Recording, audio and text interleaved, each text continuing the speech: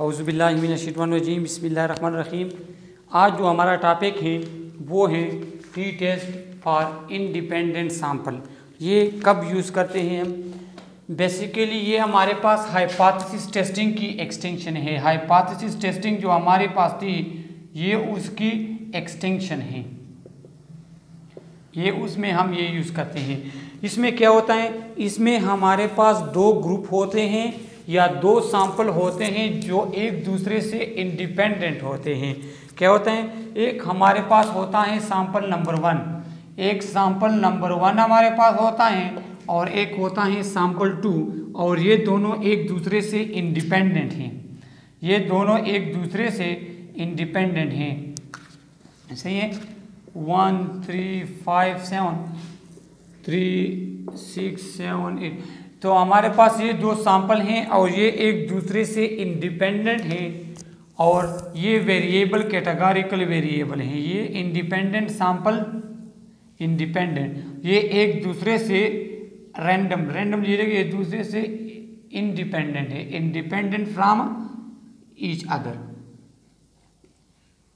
अच्छा, इसी T test हम ये किस लिए करते हैं? ये हम इसलिए करते हैं कि ये एक सैंपल है, ये दूसरा सैंपल है, इसकी मीन डिफरेंस हम मालूम करते हैं। मीन्स इन दोनों की हम चेकिंग करते हैं, वेरिएबिलिटी चेक करते हैं, इन दोनों को एक दूसरे के साथ कंपेयर करते हैं, कंपैरिजन करते हैं। अगर आपको मिसाल दी जाए तो हमारे पास दो क्लास हैं, एक फर्स्ट ईयर का है, एक सेकेंड ईयर का है। तो एक सैंपल ये फर्स्ट ईयर से लेते हैं और एक सेकेंड ईयर से लेते हैं। इंस्टीट्यूट एक होता है, रैंडमली सैंपल लिया जाता है और चेक किया जाता है कि ये दोनों ये इनकी IQ लेवल क्या है। सी, या इस तरह भी किया जाता है कि एक ही क्लास से दो सैंपल लिए जाते हैं जो एक दूसरे से डिफरेंट होते हैं, मीन्स वेरिएबल होते हैं, इंडिपेंडेंट होते हैं एक दूसरे से, और उन दोनों को कंपेयर किया जाता है और ये चेक किया जाता है उनों में कंपैरिजन है कि नहीं। इसके लिए हम टी टेस्ट इंडिपेंडेंट करते हैं। इसमें हमारे पास सैंपल जो होंगे वो दो होंगे। अच्छा, इसे सीखने से पहले कुछ चीज़ें मैं आप लोग को बताना चाहता हूँ कि अक्सर हमारे पास एग्जाम में आता है, सिनेरियो टाइप आते हैं कि हमारे पास दो नर्स हैं, टू नर्स और 2 डॉक्टर आप लिख सकते हैं। दो नर्स हैं हमारे पास और एक का नेम A है और एक वो B है। सही है। अच्छा, इन दोनों को क्या किया, इन दोनों को एक वार्ड में सेंड किया। पहला ए नर्स जो है वो वार्ड में चला गया। सही है। और वहाँ से क्या किया उसने, वहाँ से उसने टेम्परेचर कैलकुलेट किया उन पेशेंट का, टेम्परेचर कैलकुलेट किया 10 पेशेंट का, उस वार्ड में 10 थे। सही है। अच्छा, फिर सेकंड क्या किया कि इस B वाले नर्स को सेंड किया उस वार्ड में और उसने भी टेम्परेचर काउंट किया उन्हीं 10 का जिसका A नर्स ने काउंट किया था। अब इन दोनों के रीडिंग को कंपेयर करते हैं, इन दोनों रीडिंग को कंपेयर किया जाता है। तो आप लोगों से क्वेश्चन होता है कि इसके लिए कौन सा टेस्ट यूज़ होगा, इनके लिए टी टेस्ट डिपेंडेंट यूज़ होगा या इंडिपेंडेंट। क्वेश्चन ये किया जाता है कि इनके लिए डिपेंडेंट टेस्ट यूज़ होगा और टी टेस्ट इंडिपेंडेंट होगा। तो आप लोगों का क्वेश्चन क्या होना चाहिए, मीन्स आप लोग क्या आंसर देंगे कि ये कौन सा, ये इंडिपेंडेंट है या डिपेंडेंट। देखो, एक टेस्ट डिपेंडेंट है या इंडिपेंडेंट ये डिपेंड करता है सैंपल पे। तो यहाँ पे हमारे पास सिर्फ एक सैंपल है, एक सैंपल। तो एक ये जो पेशेंट A ने उससे डेटा लिया है और पेशेंट B ने, इन दोनों को कंपेयर किया जा रहा है लेकिन सैंपल जो है वो एक है। तो ये हमारे पास क्या होगा, ये हमारे पास होगा T test dependent. T test dependent में हमारे पास सैंपल होता है एक, सैंपल जो होता है वो सिर्फ एक होता है, सिंगल सैंपल होता है। तो यहाँ पे वार्ड सेम है, नर्स डिफरेंट हो लेकिन वार्ड जो है वो सेम है, सैंपल जो है वो एक सैंपल है। सही है। अच्छा, और टी टेस्ट इंडिपेंडेंट जो है, जो आज हम पढ़ने वाले हैं, उसमें हमारे पास एक से ज़्यादा सैंपल होंगे तो तब हम कंपैरिजन करेंगे, एक सैंपल में कंपैरिजन नहीं होती। तो ये जो हमारे पास है कि वार्ड एक है, एक नर्स ने लिया 10% का टेम्परेचर, फिर दूसरा नर्स उसी वार्ड में गया, उसी पेशेंट का टेम्परेचर उसने भी लिया, इन दोनों टेम्परेचर को कंपेयर करें तो ये आप इस नर्स और इस नर्स को कंपेयर कर रहे हैं लेकिन सैंपल आपने एक लिया हुआ है। और ये हमारे पास टी टेस्ट डिपेंडेंट है, लेकिन आज हम टी टेस्ट इंडिपेंडेंट पढ़ने वाले हैं। इस पर भी उसी तरह हम एक क्वेश्चन करते हैं, तब आप लोग की समझ आ जाएगी आपके पास। पहले हम इसका फार्मूला लिख लेते हैं।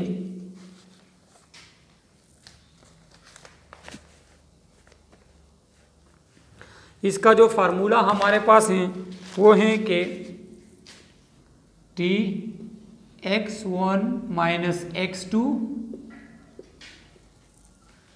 Minus mean 1 minus mean 2 divided by SP square into 1/n1 plus 1/n2। ये इसका हमारे पास फार्मूला है।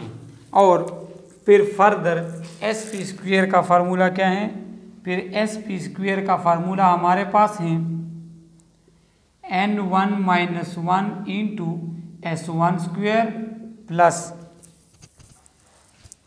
n2 minus 1 into S2 square divided by degree of freedom, और डिग्री ऑफ फ्रीडम इसका है n1 प्लस n2 माइनस 2। अच्छा, ये फार्मूला इसका हुआ फार्मूला, क्योंकि हमारे पास यहाँ पे दो डेटा होती हैं, एक x1 सैंपल 1 का, जो सैंपल 1 है उसका डेटा x1 इंटू एक S1 स्क्वायर, और तीसरा हमारे पास क्या आता है, तीसरा हमारे पास आता है कि n1 ये सैंपल 1 का हुआ। और सैंपल 2 जो होता है उसका क्या होता है, उसका x2 S2 स्क्वायर और n2। ये हमारे पास दो सैंपल होते हैं क्योंकि हमने कंपैरिजन करनी होती है और दोनों के अपने पैरामीटर्स और अपने स्टैटिस्टिक्स हैं। अच्छा, ये x1 माइनस x2, ये μ1 माइनस μ2, ये हम इसको लेते हैं 0। ये μ1 माइनस μ2, μ1 माइनस μ2 ये हम 0 लेते हैं क्योंकि नल हाइपोथेसिस हमें कहेगी कि इस पॉपुलेशन का जिससे या ये जो सैंपल आपने लिए हैं इनके मीन में डिफरेंस बिल्कुल नहीं है, ये नल हाइपोथेसिस आपको कहेगी। सही है।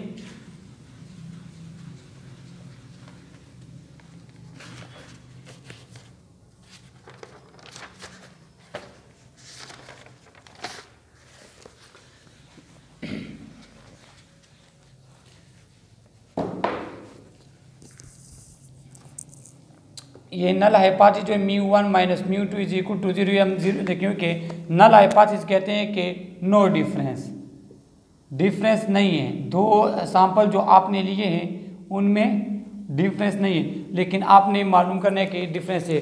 तो फिर हमारे पास फार्मूला से जो है, फार्मूला से ये चीज़ हमारे पास हटा ली जाती है, ये हट जाती है फिर हमारे फार्मूले से। तो फिर ये सिंपल फार्मूला है इसका, टी टेस्ट जो इंडिपेंडेंट सैंपल हैं, फिर इसका फार्मूला हमारे पास ये रह जाता है, ये टी टेस्ट इंडिपेंडेंट। तो क्या होता है कि आप ऐसा करते हैं कि सैंपल 1 से जो हमारे पास फर्स्ट सैंपल हैं उससे आप x1 जो है ये आप मालूम करते हैं, इसका मीन निकालते हैं, x1 यहाँ पे लेते हैं, ये x1 का जो मीन है, x1 का जो आपके पास मीन आता है, ये जो वैल्यू आपने उसका मीन, और x2 जो है वो यहाँ पे लेते हैं SP स्क्वेयर, ये तो हमने यहाँ से मालूम किया n1 सैंपल 1 का साइज, n2 जो है ये सैंपल 2 का साइज, उनका स्टैंडर्ड डिविएशन ये आ गया। ये नीचे जो दिए गए ये डिग्री ऑफ फ्रीडम, क्योंकि आपको पता होगा कि डिग्री ऑफ फ्रीडम अगर हमारे पास सैंपल 1 हो अगर सैंपल एक हो तो डिग्री ऑफ फ्रीडम हमारे पास n-1 होते हैं, लेकिन अगर सैंपल हमारे पास एक से ज़्यादा हो तो डिग्री ऑफ फ्रीडम n+n2 -2। ये कब? जब आपके पास 2 डिग्री ऑफ फ्रीडम हो, मीन्स 2 सैंपल हो, तो उसका डिग्री ऑफ फ्रीडम आपके पास ये आएगा। तो इसी के बेस पे आप क्वेश्चन करते हैं, इंडिपेंडेंट सैंपल होता है और उन दोनों सैंपल को आप कंपेयर करते हैं, सही है। इसी के ऊपर आप दोनों को कंपेयर करते हैं।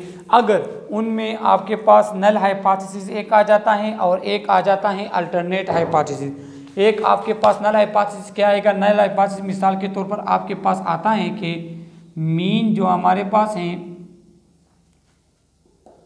कि μ1 = μ2, ये नल हाइपोथेसिस हमारे पास है। अल्टरनेट क्या कहते हैं कि नहीं, अल्टरनेट कहते हैं कि नहीं μ1 ≠ μ2, ये हमारे पास अल्टरनेट कहते हैं कि μ1 जो है ये ≠ μ2 है। इसीलिए तो हमने ये 0 लिया, क्योंकि यहाँ पे हमारे पास अल्टरनेट में ये बताया गया है कि μ1 - μ2 जो है वो μ1 ये बराबर है μ2 के। तो जब ये एक चीज़ ये और ये दोनों आपस में बराबर हो तो इनकी हमारे पास माइनस से 0 का आंसर आता है। और अल्टरनेट कहते हैं कि नहीं ये बराबर नहीं है। इसी में भी आप उसी तरह करेंगे कि पहले आप टी कैलकुलेटेड मालूम करेंगे, टी कैलकुलेटेड, फिर जब आपके पास टी कैलकुलेटेड जब आप मालूम करते हैं, आपके पास टी कैलकुलेटेड आ जाए तो आप उसको कंपेयर करते हैं टी टेबुलेटेड से। मीन्स आपने यहाँ पे आप टी कैलकुलेटेड आप मालूम करेंगे, मिसाल के तौर पर वो आपके पास x आ गई है, सही है। उसके बाद आप टी टेबुलेटेड बिल्कुल उसी तरह जिस तरह हम टी टेस्ट इंडिपेंडेंट में करते हैं, टेबुलेटेड आप टेबल से फाइंड करेंगे। यहाँ पे डिग्री ऑफ फ्रीडम हमारे पास मैक्सिमम टाइम हमारे पास ये होता है, तो हम 0.05 लेते हैं अल्फ़ा की वैल्यू, सही है। तो 0.05 के नीचे और डिग्री ऑफ फ्रीडम जो हमारे पास आता है उसके फ्रंट में आपके पास 2 वैल्यू आती हैं, उसको हम टी टेबुलेटेड कहते हैं। मिसाल के तौर पर हमारे पास टी टेबुलेटेड जो आ गई वो y, सही है। और टी कैलकुलेटेड हम इस फार्मूले के थ्रू फाइंड करते हैं। तो फिर क्या करते हैं, फिर आपने ये यहाँ पे एक ग्राफ बनाना है, ग्राफ जिसमें आपको सिंपल हो जाएगा कि ये हमने बना लिया ग्राफ। आप ये ग्राफ बना लें, सही है। ग्राफ हमारे पास मिसाल के तौर पे यहाँ पे टी टेबुलेटेड यहाँ पे आ रहा है और टी कैलकुलेटेड यहाँ कहीं पे लाई करता है टी कैलकुलेटेड, तो हम इस हाइपोथेसिस को रिजेक्ट कर देते हैं। We reject this null hypothesis. फिर हम नल हाइपोथेसिस को रिजेक्ट कर देते हैं और कहते हैं कि नहीं, जो हमारे पास अल्टरनेट हाइपोथेसिस जो होता है कि मीन 1 का not equal to mean 2, means ये दो जो ग्रुप हैं इन दोनों में डिफरेंस है, मीन का डिफरेंस है, ये दोनों सेम नहीं है। इसी के बेस पे आप लोग के क्वेश्चन आते हैं और ये T test for independent sample. हमारे पास देखो सैंपल 2 होंगे, μ1 एक सैंपल का है, μ2 दूसरे सैंपल का है। इन दोनों को हमने कंपेयर करना है। एक हमारे पास नल हाइपोथेसिस जो कि कहता है कि नल हाइपोथेसिस हमारे पास कहता है कि मीन जो 1 का है वो बराबर हैं μ2 के, μ1 इक्वल टू μ2। और आप अल्टरनेट क्या कहते हैं कि नहीं, μ1 not equal to μ2। It's very simple. फिर भी अगर आप लोगों को कोई प्रॉब्लम होती है या इनकी समझ नहीं आती या आप ये फील करते हैं कि नहीं इस पे